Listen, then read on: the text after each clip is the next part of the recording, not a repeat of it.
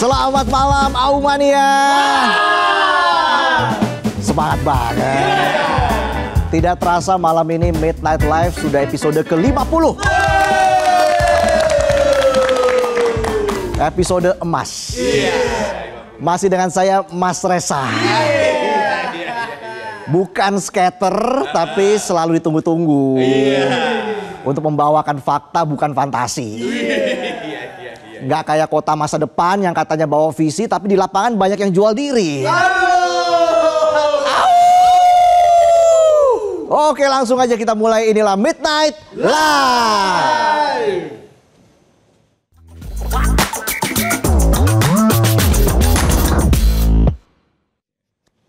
Kita ke berita yang pertama ya penonton. Oke. Aumania pasti semangat kan? Tidak ada kata lain selain miris. Kayak gaji penonton yang baru nangkring sehari di rekening besoknya udah pamit duluan. Buat bayar kos, listrik, bayar galon.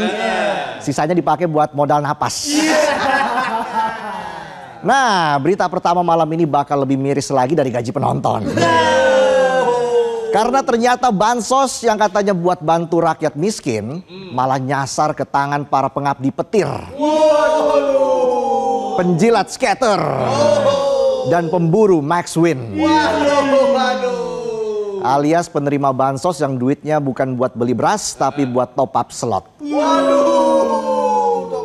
PPATK bilang dari 28,4 juta NIK penerima bansos dicek silang sama 9,7 juta NIK pemain judi online.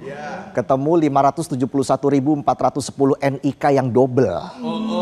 Alias orang yang nyari nasib bukan di lowongan kerja tapi di situs judol. Transaksinya ngeri. Total judol mereka tembus 7,5 juta kali transaksi. Depositnya mencapai 957 miliar rupiah. Hampir 1 triliun. 1 T. Kalau dibeliin santan laut merah jadi pink tuh. Bisa aja saya. Bayangin uang rakyat yang digelontorin pemerintah dari pajak yang kita bayar waktu beli bensin, waktu beli micin, bahkan waktu nonton sinetron, malah disumbangin ke bandar slot yang kasih iming-iming lewat petir naga atau dewa-dewa yang hobinya bikin orang miskin makin miskin.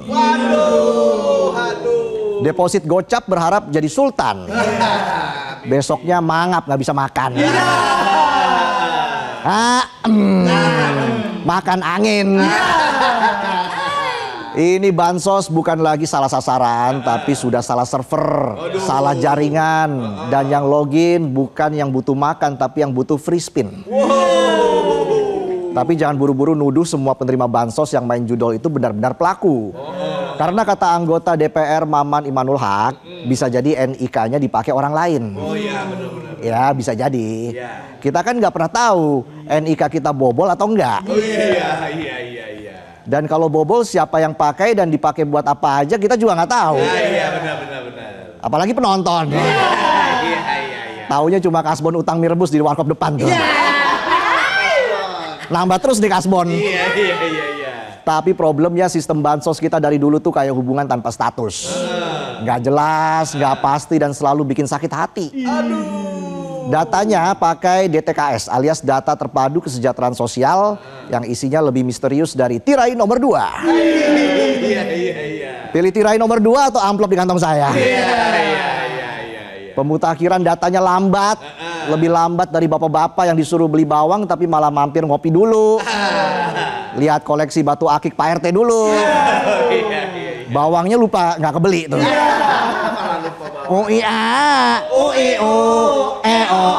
Makanya nggak heran dari tahun ke tahun bansos selalu salah sasaran. Yang seharusnya dapat jadi nggak dapat. Yang udah punya rumah 2 tingkat dan mobil 2 biji malah duluan ngangkat beras bansos. Udah kayak datang ke kondangan bukan kasih doa malah duluan nyomot kambing guling buat makan di rumah. Nyomotnya pakai tisu lagi dimasukin ke tas. Bau kambing itu KTP.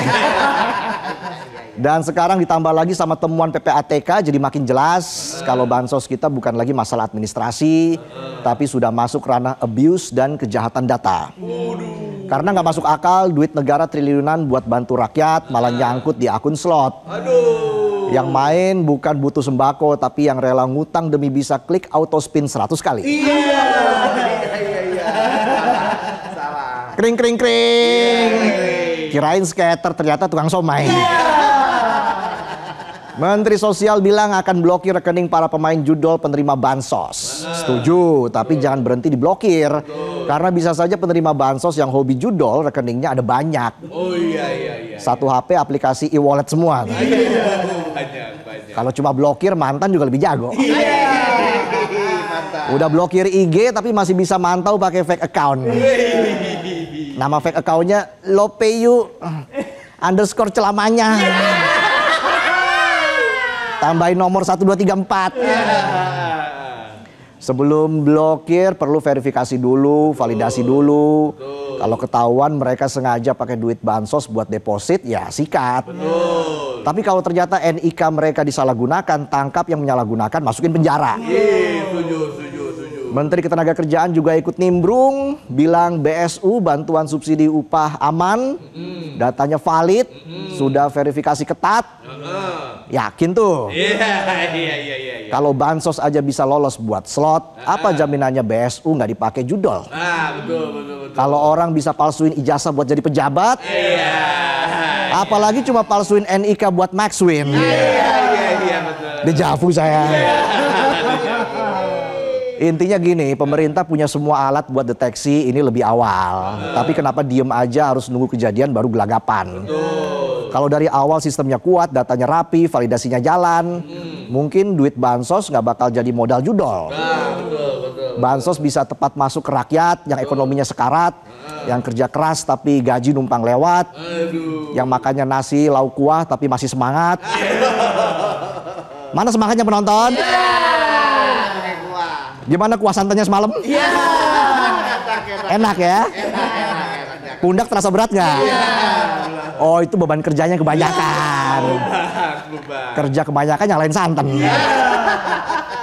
Pertanyaannya, kenapa tiap kali ada masalah selalu muncul kalimat akan dilakukan evaluasi dan perbaikan? Kemarin bukannya sudah begitu ya? Hasilnya apa?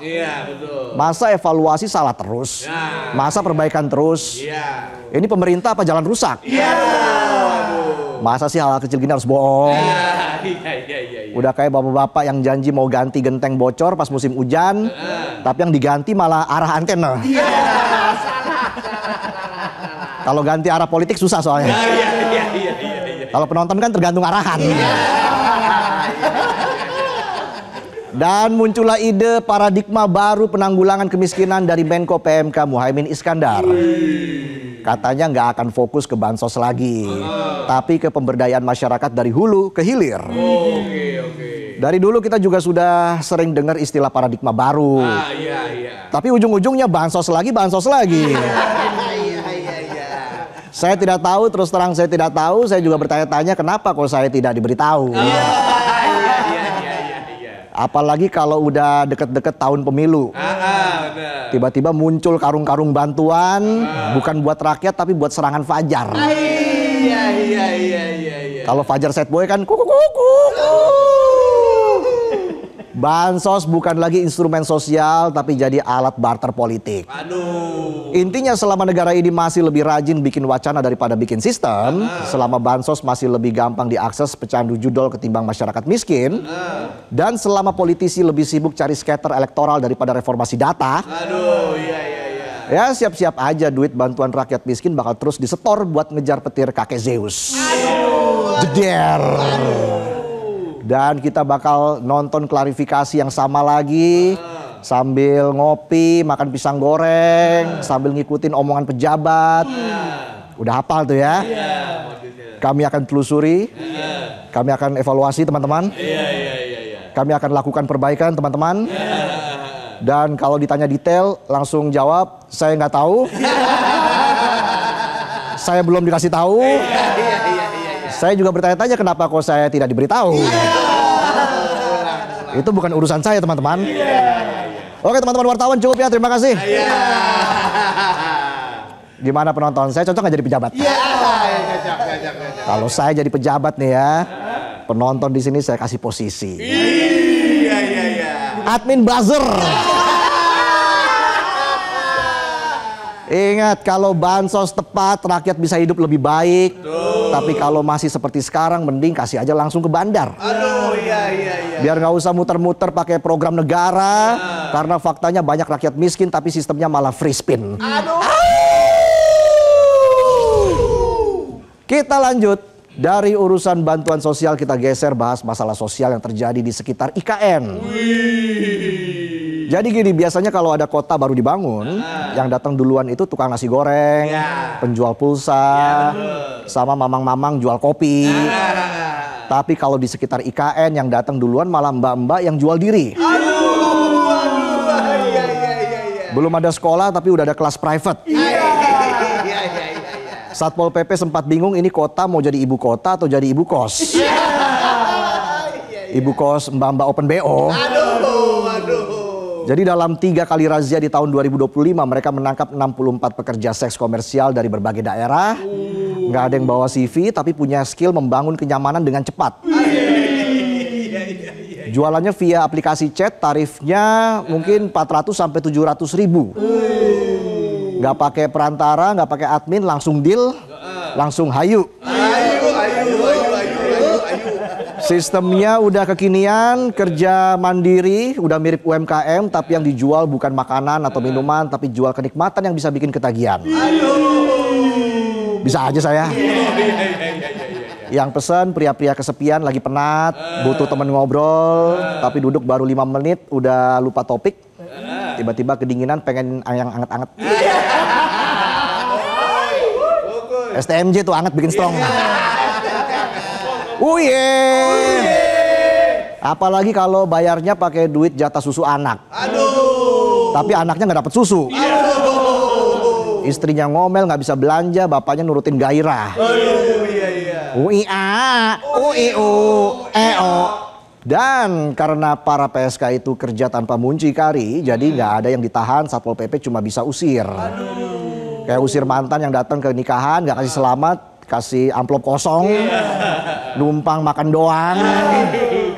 Bisa aja kanebo kering.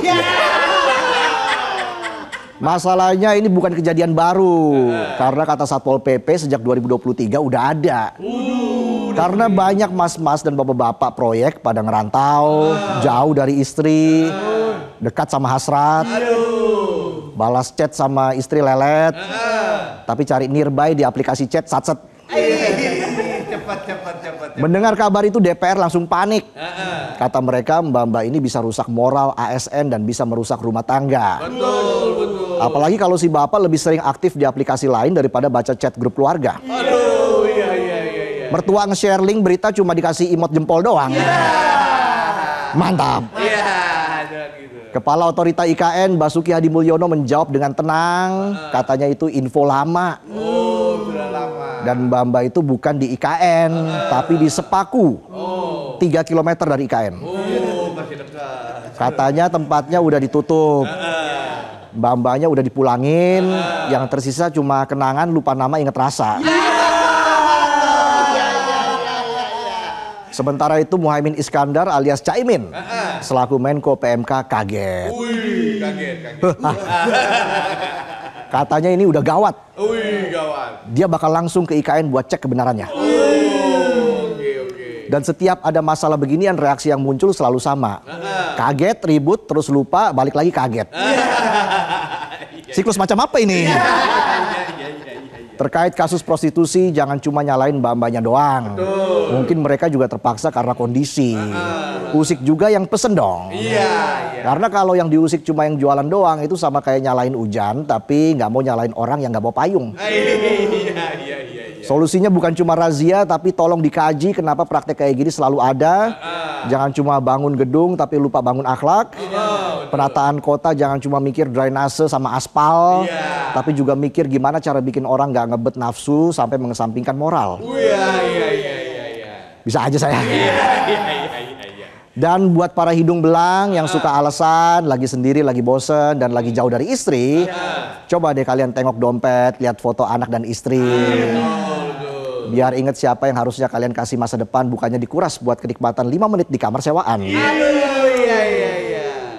Ingat, negara yang maju bukan cuma dilihat dari megahnya bangunan, tapi bagaimana menjaga warganya biar moralnya nggak rebahan. Ya, itulah tadi sajian pembuka kami di Midnight Live. Selanjutnya kita punya Ladies Night. Ladies Night. Yang durasinya nggak 5 menit. Kita lebihin lah 5,5 menit. Jangan dong, yang panjang. By the way, Otong nggak kelihatan lagi nih Otong. Parah. Tiap Rabu ngilang. Ya, jajan KKN. Ke IKN. Parah nih. Kemana dia ya? Iya. Ya udah kita jeda dulu. Jadi Aumania tetaplah di Midnight Live.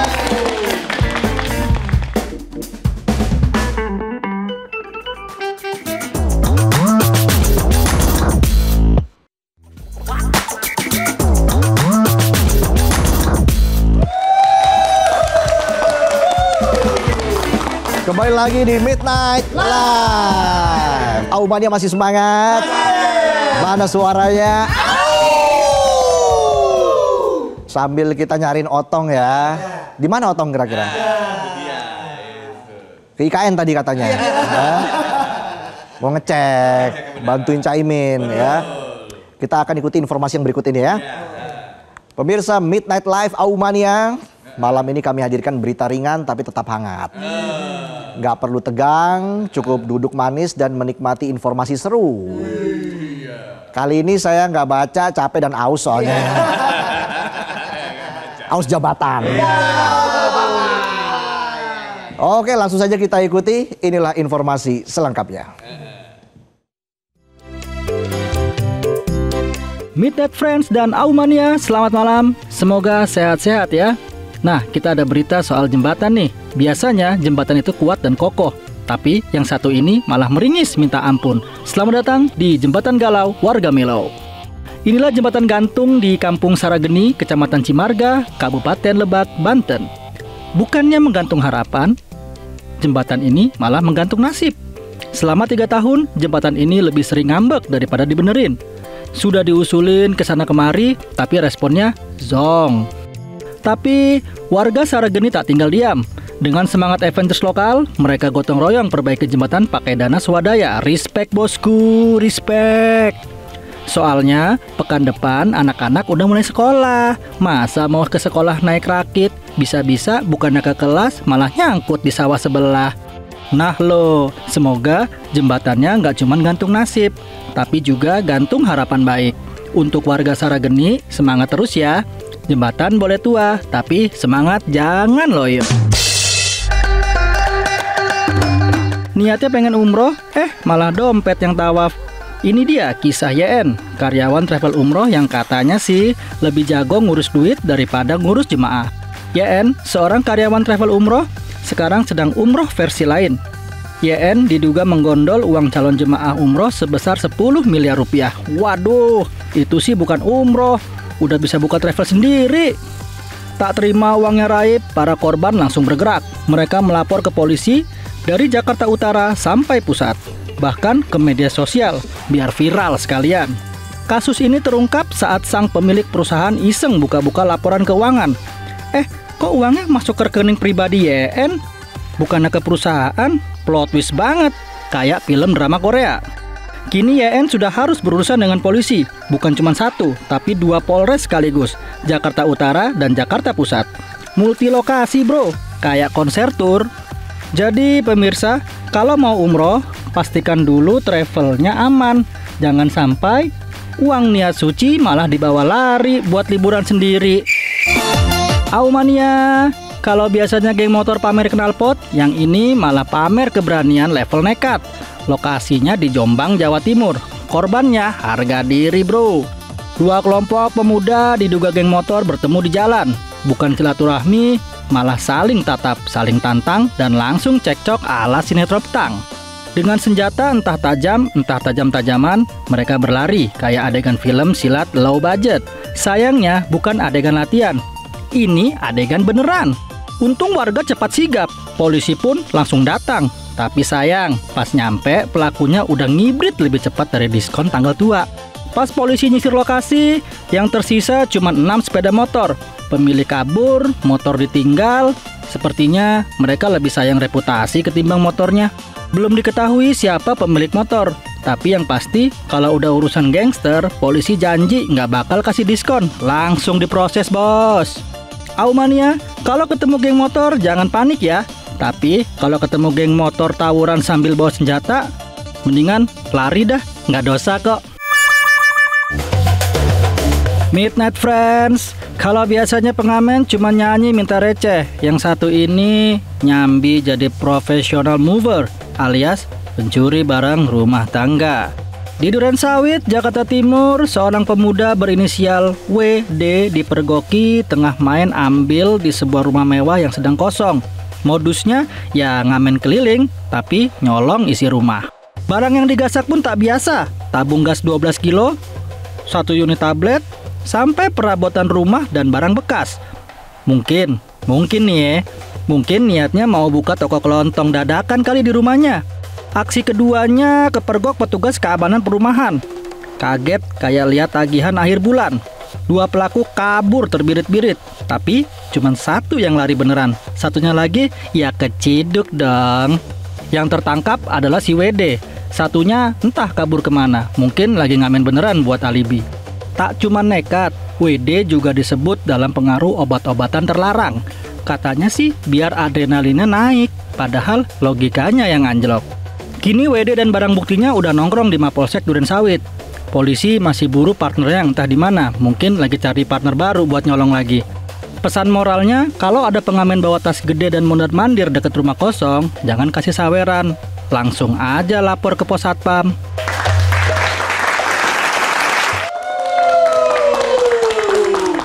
Ya, itu tadi informasi yang sedang hangat dibicarakan ya, yang lagi viral. Nah, setelah jeda kita akan menghadirkan bintang tamu. Ini hobi anak gen milenial. Pasti generasi milenial pernah nyobain Mini AWD. Wah, pasti seru nih ya. Sirkuitnya nanti ada di sini. Mobilnya juga kenceng-kenceng tuh ya. Kalau penonton masih main kelereng ya. Ya udah, nanti kita sambil cari otong juga. Karena kan kita ada segmen Ladies Night nih. Oh iya, betul. Segmen Ladies Night kali ini ada yang main biliar. Apa jangan-jangan otong di sana ya? Ya, bisa jadi. Wah, kalau yang lagi asik-asik ini nggak pernah ngajakin saya. Ya udah, nanti habis main biliar, baru kita main Mini AWD. Gimana? Setuju nggak? Setuju. Ya udah, kita jeda dulu, kami akan kembali saat lagi, tetaplah di Midnight Live.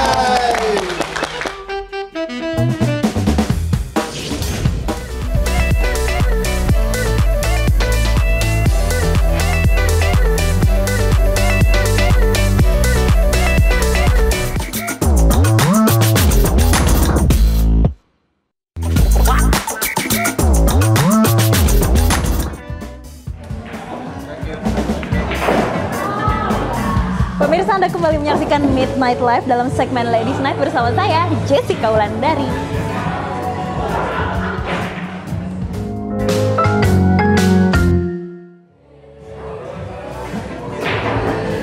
Kalau dari tadi saya dengerin Resa tuh nyariin di mana Otong. Sebetulnya memang iya betul, Otong bersama saya. Malam ini di sini kita main biliar. Berbeda dengan malam-malam biasanya. Di Ladies Night kali ini saya akan mengajak Anda untuk melihat gimana sih, apa sih kegiatan yang bisa dilakukan malam hari. Kalau Anda mumet pulang kerja daripada nunggu macet tuh puyeng banget, bisa Anda datang ke area di Jakarta Barat nih, salah satunya. Ini kelihatan ya, rame banget nih malam-malam di sini. Jadi semuanya lagi asik bermain biliar. Mau lihat Otong ada di mana? Ini dia. Kita liatin dulu ya. Ada rekan saya Otong di sini yang juga bermain biliar. Selamat malam, Otong. Dari tadi dicariin sama Resa, ada di mana? Kepo banget tiap hari Rabu. Tiap hari Rabu kan saya jadi pas pampres, pasukan pengamanan presenter. Jadi saya harus mengawal Jessica kemanapun Jessica pergi saat Ladies Night. Oke. Jadi malam ini kita lagi main biliar. Yoi, Seru nggak, Jess? Seru banget dari tadi kita udah di sini Oh, dari soalnya. sini. Apalagi kalau untuk perempuan sebetulnya karena ini ladies night ya. Kebetulan juga di tempat biliar ini free table for ladies only. Wah. Tapi jangan senang hati dulu. Kenapa? Karena ada otong. Ah, jadi iya. nggak jadi free malah. Oh gitu jadinya. Tetap bayar kan? Harga nggak masalah, yang penting murah. Oke. Emang berapa main di sini? 100.000. Oh, coba mulai dari 100.000. Pokoknya Iya. seru banget. Tadi Jessica baru belajar 30 menit. Udah jago. Nggak sih, itu cuma ngurus doang Oh, gitu, iya. kebetulan. Nah, tapi otong emang udah biasa main biliar. Dulu zaman kuliah, tapi udah lama saya menyimpan tenaga untuk bermain lagi Menyimpan untuk tenaga. malam ini Boleh khusus kali. Almania. Bisa nggak Mau di- cobain ya? Iya, Nih bola coba. 4 mau masuk ke mana? Sebut aja. Mana? Sana. Ah. Bisa nggak? Kita lihat ya. Coba kita lihat ya pemirsa. Performa dari Otong. Ternyata Oke. belum jago ya. Gak apa-apa, ini soalnya udah terlalu lama. Iya udah tenaganya lama. disimpan. Saya mau latihan lagi makanya nih. Oke, mau latihan lagi. Tapi boleh kali itu kan baru sekali lagi lah. Sekali lagi, oke, Sekali nggak lagi masalah. lah. Ya kali cuma sekali. Waduh. Jadi pemirsa, Lihat. di malam Saya rencana hari mau itu- masuk yang 7 nih. Iya nih, coba ya kita lihat ya, masuk atau enggak? Akhirnya nggak masuk. Enggak. Kecewa saya sama diri saya. Gak apa-apa, kan udah terlalu lama ya menyimpan tenaganya. Jadi kalau tiap malam itu, kalau misalnya mungkin mau berolahraga, nggak cuma nge-gym doang, karena kan sekarang gym buka 24 jam Iya. ya. Tapi sebetulnya bisa juga bermain biliar. Ya, ini salah satu alternatif hangout ya di malam hari ya buat Betul. Aumania dan Midnight Friend ya. Lagi Dan- hype banget soalnya. Iya lagi dia. hype banget tuh kalau misalkan ngelihat di media sosial, nggak cuma di TikTok sama di ini sih di Instagram, itu cewek-cewek sekarang juga udah pada mulai main biliar. Iya. Banyak banget. Seru banget soalnya ya lapangannya kecil kan. Nggak terlalu capek buat saya sih. Tapi capek juga sih sebelah Capek kanan. ya. Makanya sering berlatih kita. Iya, tapi ternyata tuh juga beda-beda ya caranya. Kalau tadi di sebelah sini begini, ternyata harus jarinya. Kalau di sebelah sini ternyata beda lagi. Wah, udah baik belajar Oh Anda ya. iya, tadi udah banyak yang ngarahin Iya. soalnya supaya bagus. Iya. Ayo dong. Masa- Kamu masih harus sering berlatih nih. Iya, tentunya Otong juga. Soalnya dari Tentunya tadi juga. kayaknya kita belum Benar-benar bersedia nyupi ya. Coba nih saya masukin bola 4 nih. Boleh nggak nih ya? Coba. Kalau nggak masuk lagi, saya nggak balik ke kantor. Ternyata masuk ya. Akhirnya kali ini nggak masuk ya. Iya. Ternyata harus 3 kali dulu. Baru masuk yang bisa ketiga masuk. ya. Kayak buy to get one ya jatuhnya. Yes, emang kalau Jessica suka olahraga permainan apa olahraga kayak yoga, pilates yang sendirian gitu? Sebenarnya hal-hal kayak gini tuh juga hal baru buat saya ya, dan ini ternyata menyenangkan banget. Mungkin buat inspirasi perempuan-perempuan di luar sana yang pengen coba nih supaya tangan sebelah kanannya bisa bekerja, ototnya dicoba nih main biliar, karena ternyata ini cukup menguras energi dan juga membutuhkan konsentrasi. Iyalah. Ini harus melihat ini garis titik tengahnya di mana, terus bolanya di mana, harus sesuai tuh badannya dan juga posturnya sampai bisa masukin bolanya ke dalam. Mungkin boleh kali ya dicoba. Coba, Anda coba. Mencoba peruntungan saya. Oh, bola kali yang mana? ini. Tapi yang mana ya? Coba kebetulan bola ya? ini 7 nih, 7. Tujuh. Mudah Berarti nih. dari sebelah. Dari sebelah. tuh. Dari sebelah mana nih ya? Sebelah Yang ke sini jalan ya? atau jauh?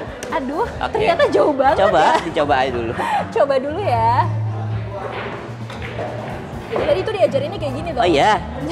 Nama juga masih baru Iya, belajar, namanya juga setengah newbie. jam. Kita coba dulu ya. Nggak bisa. Tenang aja. Selalu ada yang pertama dalam hal sesuatu. Ternyata nggak bisa. Jadi begitu kira-kira pemirsa. Ini adalah olahraga yang bisa dilakukan Iya nggak? di malam hari. Salah Tapi satu memang harus alternatif banyak latihan. ya. Kenapa? Otong mau mencoba lagi? Boleh. Silakan. Berarti saya bola bebas nih. Oke. Oke, kita lihat. Ya. Coba kita lihat ya. Oke. Aduh, bola putih. Emang sengaja saya mau masukin bola putih. Tapi di sini seru banget sih, dan kalau misalkan Anda lihat ya pemirsa, di sini itu yang main biliar usianya juga sangat bervariasi. Karena tadi kita lihat tuh ada beberapa, ini bukan usia 18 tahun tapi masih anak-anak juga, mereka bahkan udah lebih jago daripada saya untuk bermain biliar. Ini bisa kelihatan sih, ini banyak orang di sini yang membawa anak-anaknya juga untuk ikut bermain biliar. Dan ada juga tuh yang satu keluarga membawa. Jadi sebetulnya ini olahraga yang umum dan semua orang bisa menikmati. Ramah juga, lah untuk ngajak keluarga sini hangout. Nggak perlu panas-panas lagi kan, ada AC-nya. Bebas asap rokok, jadi anak-anak bisa belajar juga di sini. Dan ini apa, ukuran 9 feet ya? 9 feet ini, kualitasnya bagus nih karpetnya nih. Terus gimana nih maksudnya kalau bagus? Bagus aja. Oh, kirain. Bagusannya dibanding karpet di rumah saya nih. Oh hati-hati. Iya, jadi kayak gitu pemirsa. Jadi ini ramah untuk keluarga, kemudian untuk segala kalangan dan juga usia ini bisa bermain biliar. Tapi yang penting apa? Latihan aja. Iya sih.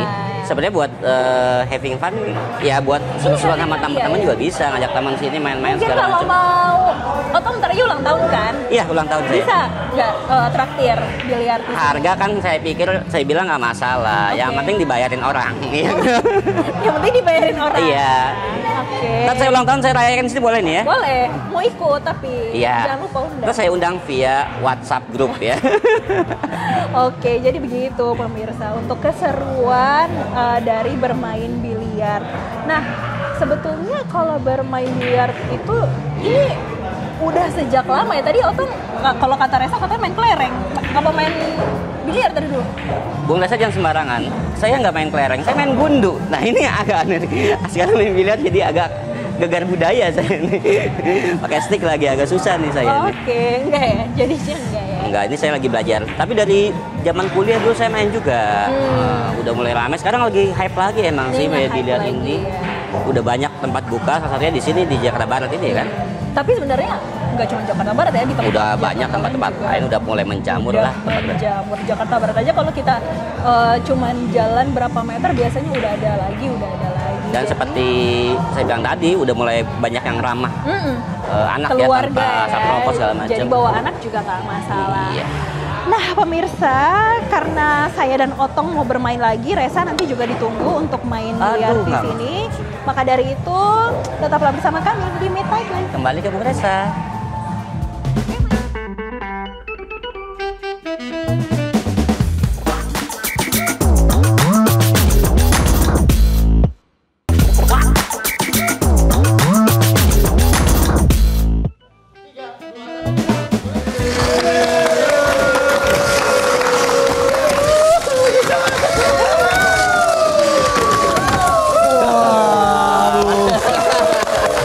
Kenceng ya. Mini 4 WD. Waduh, kita berikan tepuk tangan sekali lagi untuk Mas Indra, Mas Bimo, Pak Hendra. Silakan. Siap. Waduh, ini saya baru tahu ada kejuaraan Mini 4 WD dan sudah masuk eksebisi PON. Bim, gimana rasanya kemarin bisa menggelar Mini 4 WD di PON? Kayak mimpi sih, karena ya itu nggak kita rencanain di awal lah. Semenjak masuknya Mini 4 WD ke IMI ini, ya kita cuma pengen mayungin komunitas ini supaya lebih besar. Ternyata bisa kita masukin ke eksibisi ya udah kita gas lah. Harapannya nanti akan dilombakan di PON ya? Yes, 2028. 2028. Tapi kan setahu saya nih, Bimo ini anak rally. Anak rally banget pokoknya. Iya. Kok bisa terjun ke dunia Mini 4 WD ini gimana ceritanya? Ya COVID lah. Iya. Gara-gara COVID lah, nggak balapan lagi kita bos. Oke. Jadi ya udah kita cari mainan lain untuk biar nggak stres lah, di rumah doang kan stres. Tapi sensasinya sama? Mirip lah, adrenalinnya ada lah. Itu yang kita cari. Mirip. Yes. Wah itu dia ya, dari mobil yang besar ke mobil yang mini. Mini 4 WD. Apa yang Bimo rasakan ketika memainkan Mini 4 WD ini sebenarnya? Ya menggantikan adrenalin kita di balap, ya terus ada ya teamwork juga ya, kita satu tim bersepuluh. Iya.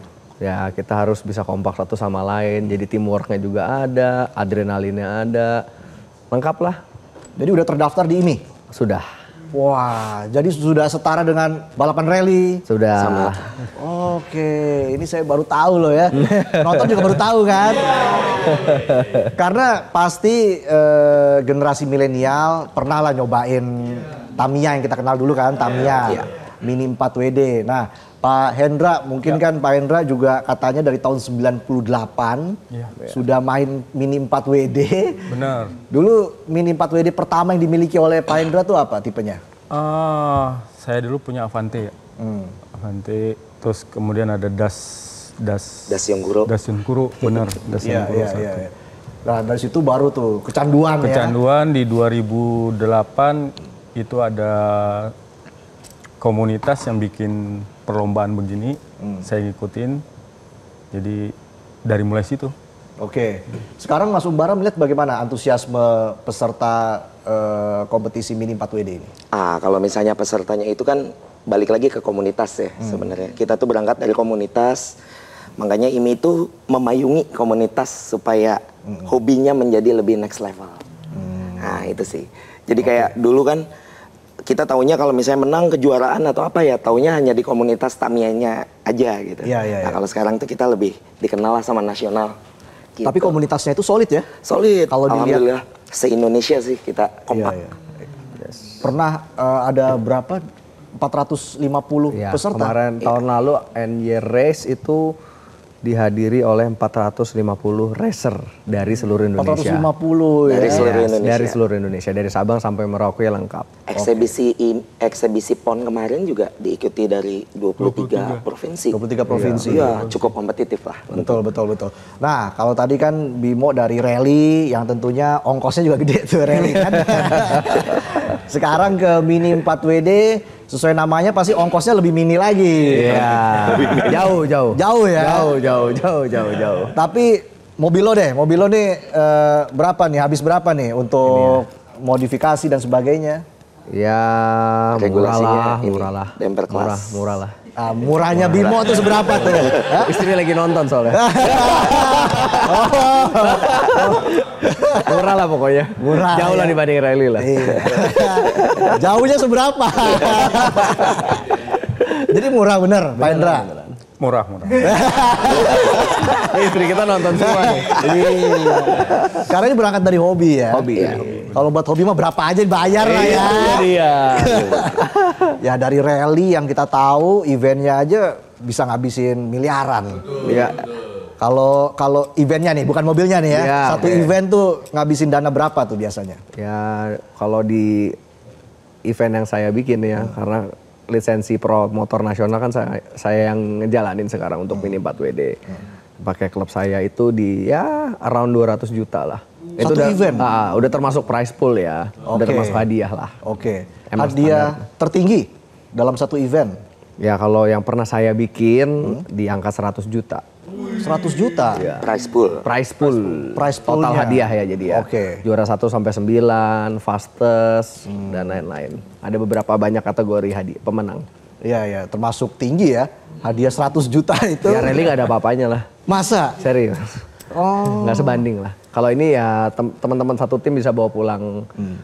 Ya lumayan lah uang jajan lah. Iya. Buat jajan. Uang jajan di. Ya. Kalau beli cilok ya kebeli lah ya. Yang penting jangan di. Iya. Nah itu Bim, karena kan ya dulu kan saya juga pernah main apa namanya Mini 4WD, pernah nyobain lah, yang namanya juga amatiran. Tapi sekarang ini apa yang membedakan satu mobil dengan mobil yang lainnya nih, kecepatannya? Dari mana kita bisa membedakan kita membuat mobil yang paling cepat gitu untuk Dari sebuah regulasi dulu kali ya. Ya kalau regulasinya kan sama, rata. Kita kan IMI regulator, jadi kita membuat regulasi yang sama. Semua mobil ini tuh sama sebenarnya. Cuman gimana orang nyeting mobilnya, rollernya mungkin dibikin, bahasa kita loncer ya. Loncer jadi diputer tuh nggak berhenti tuh. Mungkin 2 hari lah tuh roller muter terus tuh nggak berhenti. Jadi ini kan diputer nih nggak berhenti nih dia. Aduh. Nah, ini loncer nih, jadi belok makin kenceng. Itu salah satu faktor. Lalu mesinnya juga. Sekarang kan nggak boleh kilikan, harus mesin apa asli pabrikan lah. Cuman orang prosesnya beda-beda tuh. Ada yang dikasih voltase berapa, inrayen lah. bahasa kita break in namanya. Break in. Oke. Di break in itu mesin, ya baterai juga pengaruh karena kan bensinnya dia. Baterai juga kita ngolah ada yang sebulan, 2 bulan, 3 bulan itu kita olah tuh baterai di rumah di workshop kita lah. Oke. Gitu. Pak Hendra, kalau sekali kompetisi gitu ya, itu kan tadi pesertanya bisa mencapai berapa? Di atas 150. Di atas 150. Nah itu bagaimana tuh manajemennya? Ya manajemennya kita bikin regulasi sebenarnya. Oke. Di mana-mana regulasinya kita bikin. Gameplaynya. Gameplaynya Gameplaynya, gimana? oke. Gameplaynya gimana supaya pertandingan itu jadi fair. Jadi fair. Jadi kita punya stewardnya di situ, kita punya skrutnya di situ, ada racing directornya juga. Jadi kita memang kelola satu event itu sudah lengkap dan mereka berlisensi semua Dari IMI. dari Ikatan Motor Indonesia. Sama lah kayak rally ada steward semua. Ya ini kita perlakukan sama. Oke. Jadi kalau kita bicara soal kedepannya, impian besarnya itu seperti apa, Bim, terhadap olahraga mini 4WD ini? Ya makin ya kalau impian besar kami dari IMI kita pengennya se-Indonesia regulasinya satu dari IMI. Sekarang masih ada beberapa lah di daerah-daerah yang memang udah duluan sebelum kita. Ya kita hargain juga, kita nggak akan mengganggu mereka juga gitu. Cuman ya kita berusaha merangkul mereka, komunitas ini ayo kita bareng aja di IMI jalan. Karena ada jenjangnya. Begitu nanti masuk PON kan enak, main mini 4WD, main hobi tapi digaji. Oke. Digaji sama KONI. Hobi tapi digaji. Iya, itu dah. Kayak e-sport lah. Eksibisi dulu di Papua, lalu kemarin di Sumut udah jadi cabur. Oke. Nah kita pengennya kayak begitu. Lagi progres nih ya? Progres. Ya bisa doain aja. tampil menjadi cabur di PON selanjutnya begitu ya? Betul. Oke. Mas Umbara, apakah memang settingan mobil yang termahal lah, ibaratnya budgetnya paling gede itu bisa dibilang ini mobil yang paling cepat, High end gitu. high end di sebuah track, atau mobil yang sebenarnya yang disetting seadanya aja bisa justru lebih cepat lagi bisa menang? Ya sebenarnya tuh kalau settingan mobil tuh balik ini ya. Kalau misalnya kayak orang Indonesia tuh kita punya rumus. Nah kadang rumusnya kalau di Tamiya tuh kan nggak banyak juga yang bisa dioprek karena sebenarnya tuh kita bisa masang di mana aja karena kan dia tuh bikin lubang yang banyak lah untuk bisa pasang option partnya di sini di mana gitu. Cuman kadang-kadang gitu ketika sudah meta ya kita ikutin aja yang meta gitu.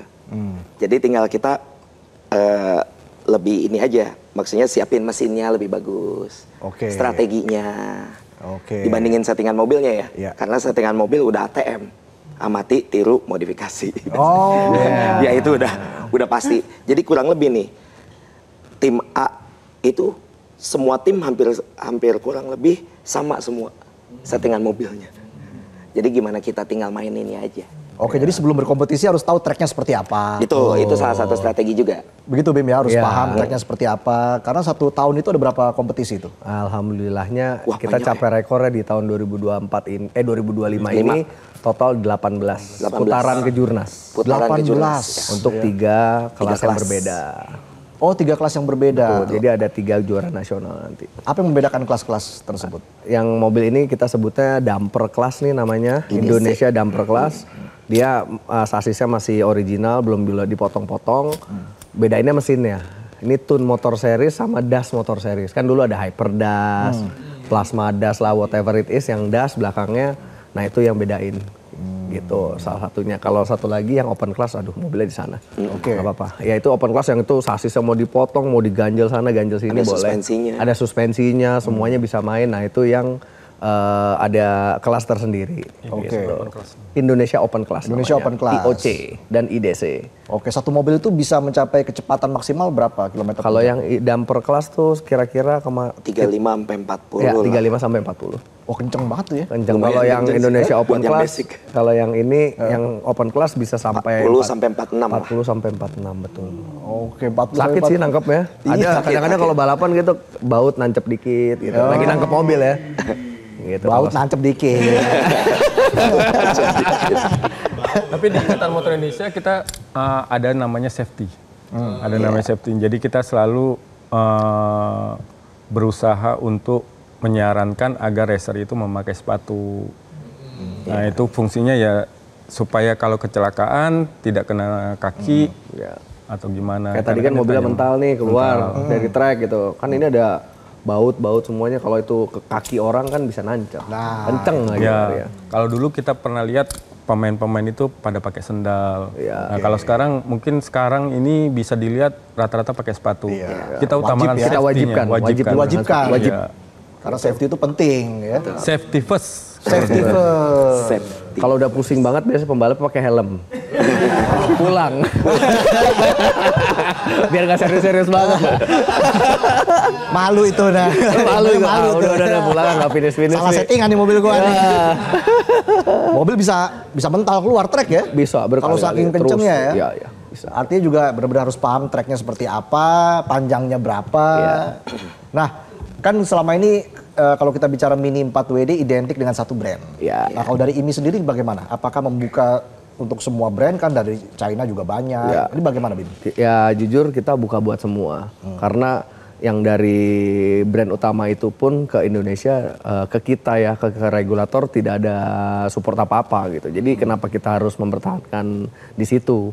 Itu jadi ya udah kita open aja lah. Toh teman-teman jadi bisa lebih efisien. Lebih support UMKM Support ya. UMKM, betul. Dan teman-teman yang mungkin kemampuannya nggak sampai situ jadi mampu lah main. Lebih bisa berkompetisi dengan adil lah. Gitu, Saya dengar ada pembinaannya juga, Pak Hendra. Ya, jadi pembinaan ini baru dapat kabar baru. Jadi untuk kemarin hasil eksibisi PON kemarin, jadi ada KONI Kabupaten bekerjasama dengan IMI Kabupaten juga, itu bikin dana pembinaan atlet. Jadi atlet binaan dari KONI. Ya targetnya setiap provinsi itu kan sebenarnya dapat medali.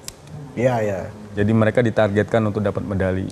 Makanya ada namanya atlet binaan. Atlet itu di Tangsel ya? Di Kabupaten Tangsel ya? Kabupaten Tangsel ya, Banten. Karena kemarin waktu eksibisi Banten dapat 2 medali. Kalau nggak salah perunggu sama perak ya? Perak. Perunggu sama perak. Jadi mungkin mereka melihat itu dan mereka ambil kesempatan ini untuk melakukan pembinaan. Karena mereka mungkin melihat potensi 2028 akan jalan nih PON.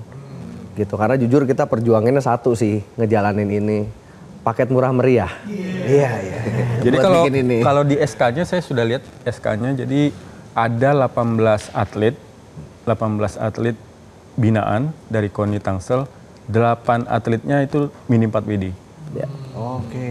Jadi 10 atletnya itu dari sepeda motor. Karena kan di PON itu ada cabang olahraga bermotor dari Ikatan Motor Indonesia.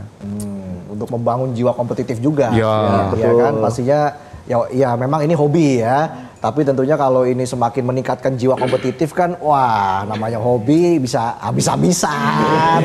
Enggak juga. Masa? Nah kalau buat atlet pemula, apa yang harus dipersiapkan ya mungkin dari Bimo? Atlet pemula sih yang disiapkan uangnya pasti. Iya. Nggak punya duit nggak bisa main. Iya. Itu nomor 1 itu. Yang kedua mungkin jangan malu-malu bertanya ya. Maksudnya nanya-nanya lah, kita kan banyak beberapa toko-toko yang ada di Jakarta, Jabodetabek lah.